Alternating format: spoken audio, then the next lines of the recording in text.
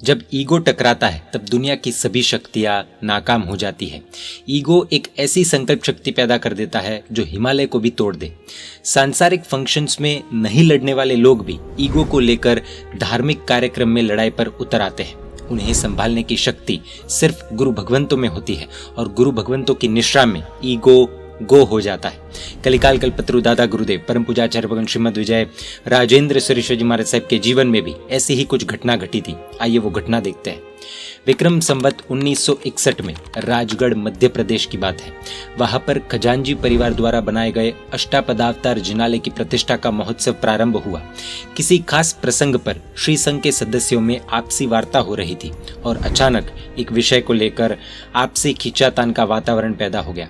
इस खींचातान ने स्थानीय दो वर्गों के बीच में एक तरह की रस्सोकसी पैदा कर दी। धन शक्ति और जनशक्ति में अपना अपना दखल रखने वाले दोनों पक्ष ही अपनी जिद के लिए अड़ गए।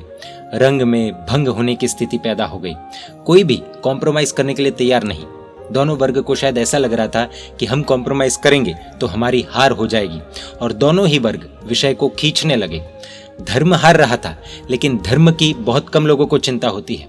मुनि श्री मोहन विजय जी महाराज साहिब ने सबको आपसी आधार पर समझाने का बहुत प्रयत्न किया, लेकिन उनके सारे प्रयत्न व्यर्थ हो गए। यह बात दादा गुरुदेव श्री राजेंद्र सुरेश्वर जी महाराज साहब के पास पहुंची।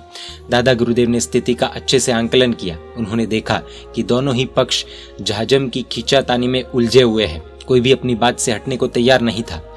गुरुदेव के समक्ष दोनों पक्षों की बैठक हुई। दादा गुरुदेव ने लगभग 2 घंटे तक सबकी आपसी बात सुनी। उसके बाद पुनः होने वाली बैठक में दोनों पक्षों को मान्य अपना अपना एक एक प्रतिनिधि मुखिया के रूप में गुरुदेव ने अपने पास बुलाया।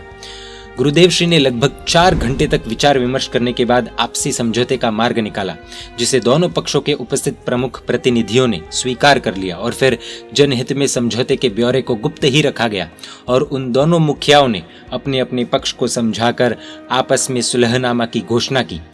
ऐसी क्या बात की कि दोनों पक्ष मान गए वो तो पता नहीं, लेकिन दादा गुरुदेव ने ऐसी बातें समझाई कि दोनों को दादा गुरुदेव की बात माननी पड़ी।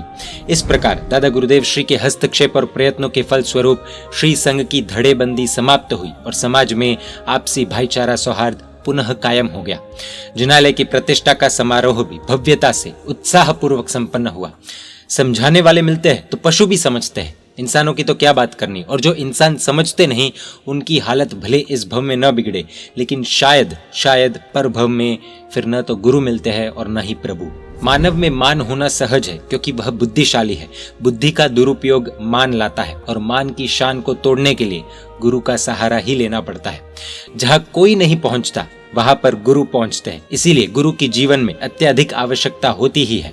हर व्यक्ति को ईगो कंट्रोल करने के लिए अच्छे ज्ञानी सुगुरु बनाने ही चाहिए। यह ही दादा गुरुदेव श्रीमद विजय राजेंद्र सुरेश्वर जी महाराज साहब का स्पष्ट जीवन संदेश है। परमात्मा के आज्ञा विरुद्ध कुछ भी कहा हो तो मिच्छामि दुक्कडम। जय जिन शासन, जय महावीर।